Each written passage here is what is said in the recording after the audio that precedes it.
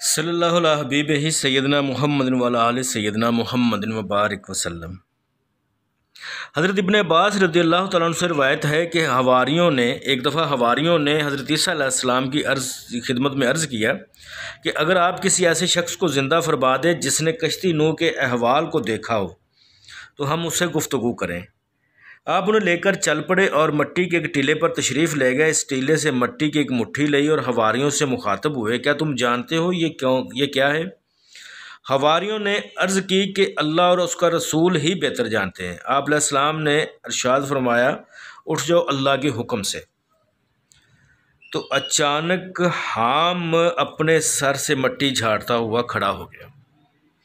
اس کے سر کے بال سفید ہو چکے تھے۔ حضرت عیسیٰ علیہ السلام نے حام سے پوچھا، کیا تم اسی طرح اس دنیا سے بوڑھے ہو گئے تھے؟ تو انہوں نے جواب دیا، نہیں، بلکہ میں جوانی کے عالم میں فوت ہوا تھا، لیکن مجھے لگا شاید قیامت آ گئی ہے، اس خوف سے میرے سر کے بال سفید ہو گئے۔ حضرت عیسیٰ علیہ السلام نے فرمایا، ہمیں سفینہ نوح کے متعلق کچھ بتائیے۔ حام نے جواب دیا، اس کشتی کی لمبائی 1200 گز اور چوڑائی 600 گز تھی۔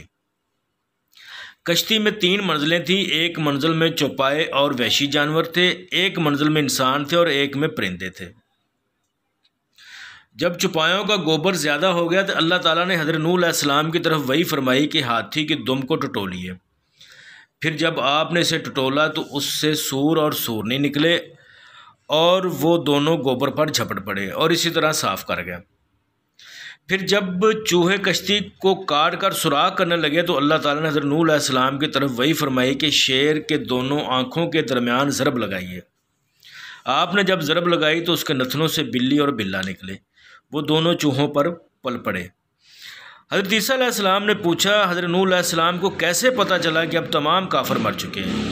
حام نے بتایا، حضرت نوح علیہ السلام نے ایک کوے کو بھیجا جو خبریں لگاتا تھا، جب کسی لاش کو یا مردار کو دیکھتا تو اس پر بیٹھ کر کھانے لگتا۔ حضرت نوح علیہ السلام نے اس کے لیے بد دعا کی کہ وہ انسانوں سے ڈرتا رہے، اسی لیے وہ مانوس نہیں ہوتا اور گھروں میں رہنے کا عادی نہیں ہے۔ حام نے فرمایا، حضرت نوح علیہ السلام نے کبوتر کو بھیجا، وہ اپنی چونچ میں زیتون کے پتے اور پاؤں کے ساتھ مٹی لے آیا۔ آپ سمجھ گئے کہ پوری دنیا غرق ہو گئی ہے۔ آپ نے ان پتوں کو کبوتر کے گلے کا ہار بنا دیا، اسے یہ دعا دی کہ وہ مانوس و مانون رہے، اسی لیے وہ گھروں میں رہتا ہے۔ راوی کہتا ہے کہ حواریوں نے عرض کیا کہ اے اللہ کے رسول، کیا ہمیں انہیں ساتھ گھر لے جانا چاہیے؟ وہ ہمارے ساتھ بیٹھے اور ہم سے باتیں کریں۔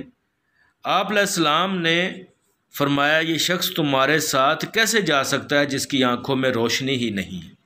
راوی کہتا ہے کہ پھر حضرت عیسیٰ علیہ السلام نے